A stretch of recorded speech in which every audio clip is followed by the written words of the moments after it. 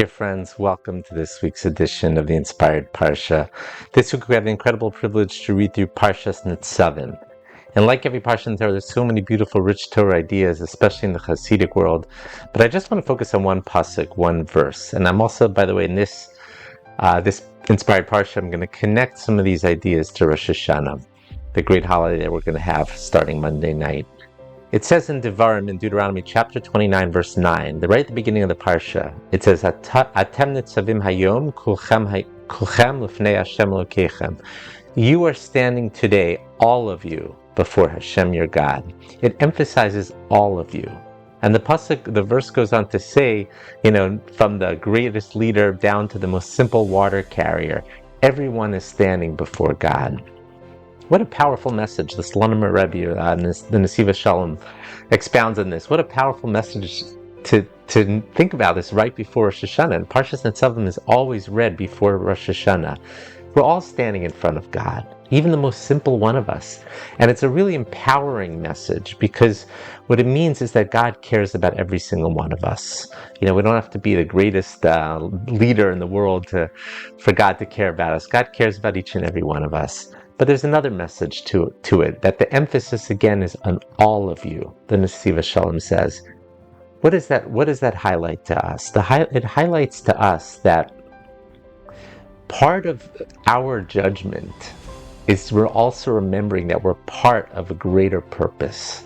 We are part of the Jewish people, right? We're part of something that's greater than ourselves.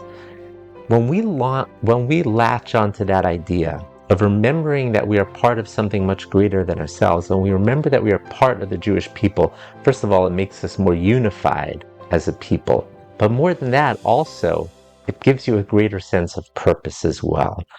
Sometimes in our own personal lives, we have our struggles, we have our difficulties. But then if we sometimes rise to the occasion and do things that are not necessarily for our personal benefit, but for the benefit of the Jewish people as a whole, that's something we could stand in front of God and say, listen, God, I know I had some struggles, but I also remember that I'm a part of something much greater than myself. So I'm a part of the Jewish people. And being a part of the Jewish people is something special. And therefore, take into consideration when you judge me that I also did things for the Jewish people as well. And God, in turn, won't scrutinize us as much when he sees that we are also taking upon ourselves a mantle of understanding that we are part of the Jewish people as well. We are part of the collective whole. These are just some of the very beautiful messages that I wanted to share before Rosh Hashanah. Rosh Hashanah is a great day for self-reflection. I always feel like judgment is not a day of harshness. It can feel that way, but if you look at the actual prayers, none of it is about things we did wrong that we sort of save for Yom Kippur. It's really just about coronating God as King.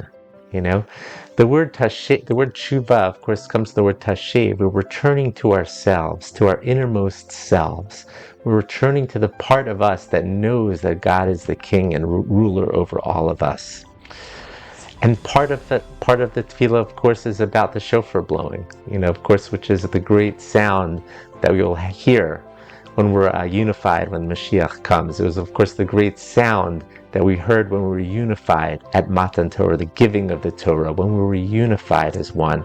And of course, the third aspect of Rosh Hashanah is Zechira, to remember where we came from. Remember that we were part of the Jewish people. Remember our forefathers, Abraham, Isaac, and Jacob, Avraham, Yitzchak, and Yaakov, our mothers, Sarah, Rivka, Rachel, and Leah. Remember where we came from. Remember that we were a part of the special people. I want to give everyone a bracha this coming year, and of course for Shabbos as well, to feel this message of unity, to remember that when we're standing in front of God on Rosh Hashanah, we have an opportunity to coronate him as King, an opportunity to remember that we are a part of this great fabric that we call the Jewish people. Thank you so much for listening. Have a wonderful Shabbos, and have a very meaningful Rosh Hashanah.